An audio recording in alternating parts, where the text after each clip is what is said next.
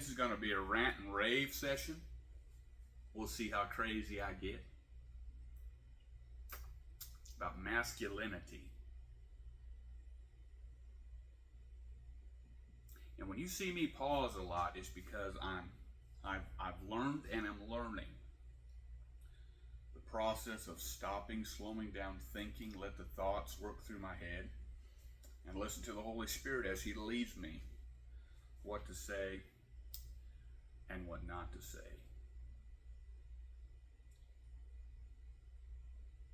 Masculinity is necessary. True masculinity is necessary.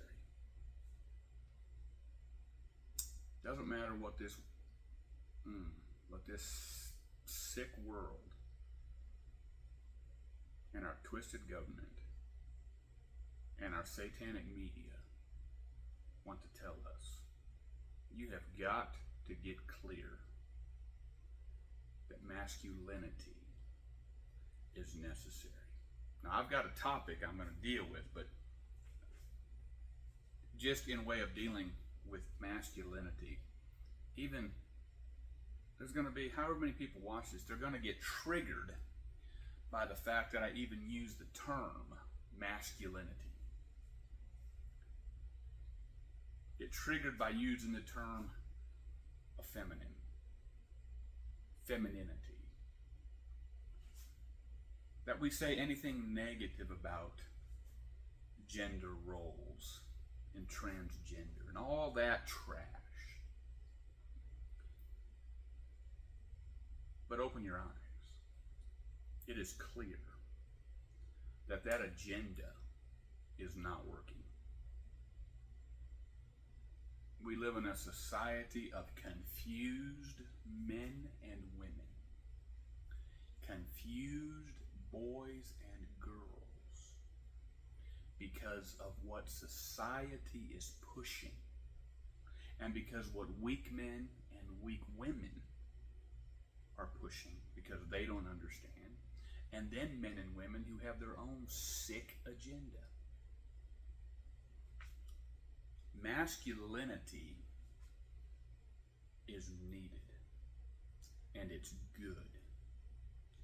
I'm not talking about here's what we got going on. There really is a toxic masculinity, and what that is this macho, jerk, jackass type of man. Ramrodding all over people, being a bully and all that stuff. And listen, that bully term has gotten so misused today that people are going to call me a bully just because of what I'm saying today. Okay, so let's not get too sidetracked. But what the world is calling toxic masculinity is real and good and right masculinity, biblical masculinity. God made men, God made women.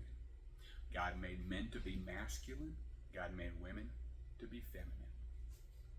And there are thousands, if not millions, of men and women who are condoning that idea. Women who are extremely happy in being feminine and under the leadership of their husband.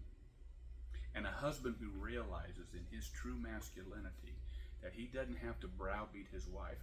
He lovingly leads her and recognizes he needs her to help him make right decisions, and they move forward together. But there really are gender roles. However that works out for you, even the most people that totally disagree with the statement, if they sat down and be honest with it, realize that they do practice gender roles in the home. But let me just stick on this one point of masculinity. I do not know the man's name. I did not see the interview, but I've seen the clips of this several times of a well-known pedophile. And just a side note, our country is getting so sick with justifying all of this sexual sin and immorality that they are now wanting to promote protecting pedophiles and making them their own protected group. It's disgusting. It is absolutely filthy. But they interviewed this pedophile, this well-known pedophile, and he molested boys and girls. I don't know what the numbers. He's in prison now. He was interviewed. And they asked him what he looked for.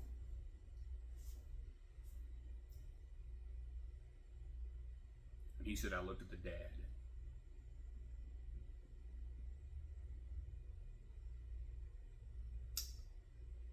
If dad was not there, or if dad was there and he was not a threat, those are the kids I went after. Now you soak that in. I'm going to take another drink of some Joe while you take that in.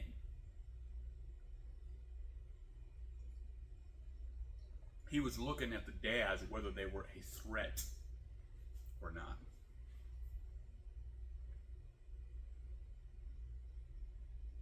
So what does that mean? Listen, I'm not the most fittest guy in the world. I am not trying to be a bodybuilder. I am not trying to even have a beach body per se, but I am trying to take care of my body. Okay, I am getting better and better with what I eat. I have lost 40 pounds. I am working out consistently. I am in better shape at 50 than I was at 30. I'm taking care of my body. I've taken karate. I need to get back in it. Okay, but you need to be a threat. You need to be a flippin' stinking threat, dude. Are you hearing me? If you are not a threat, at least a perceived threat, you're not right. You don't have to be the biggest man. You don't have to be the strongest man. But you got to look like you could handle yourself if you needed to. You shouldn't want to look for violence, but you ought to be able to use violence if you need to. So take care of your body.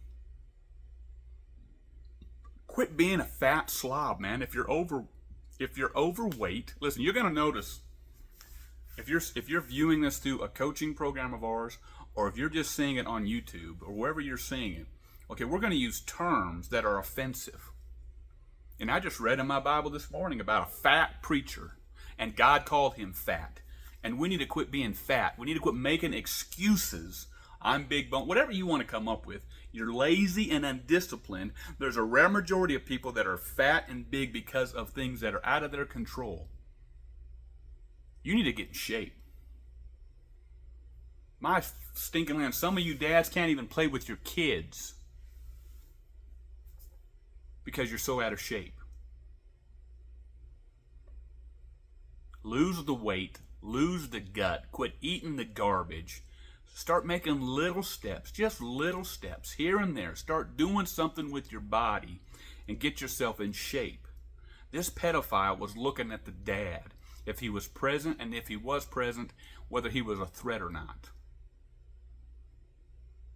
People ought to be able to look at you and know he's a man. He's a masculine man, and he looks like he could be a threat if I decided to move in on his family. Now listen, man. We can all get blindsided. We can all get hit from behind. There's all kinds of scenarios, no matter how good and strong and a fighter you are, you can still get taken out.